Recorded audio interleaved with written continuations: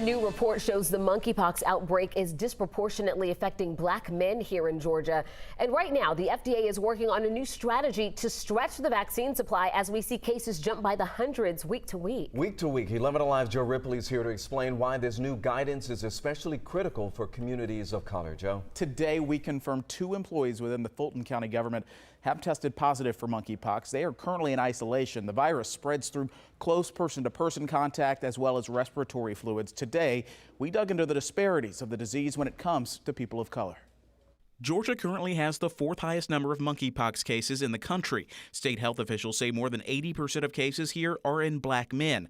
And yet, the vaccination numbers show almost an even distribution of vaccines to black and white Georgians. Historically and today, we consistently see that these are communities that receive less health care, less access, and have less trust of the healthcare system. Dr. Jody Guest, Vice Chair of Epidemiology at Emory University's Rollins School of Public Health, says there's a sense of urgency to use what little vaccine supply the state has on hand to respond to the current outbreak. I don't think we are yet at a spot where we would say we have a handle on this. We need to consistently get the messaging out about prevention, who's most at risk, and we need more vaccines to give them to communities that are at highest risk. Help is on the way. In response to the 9,500 monkeypox cases nationwide, the FDA has issued emergency use authorization for a regular dose to be split into 5 doses. The FDA says they will still be just as effective, but the doses will just go under the top layer of skin.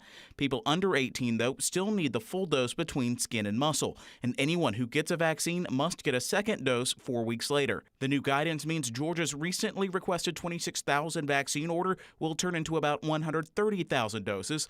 Dr. Guest says as long as communities who need the vaccines most get them, Georgia can handle the outbreak. To make sure that we have campaigns for vaccinations that are specifically for communities that are harder to reach or have less access typically, and making sure that we get vaccinations exactly where they need to be going.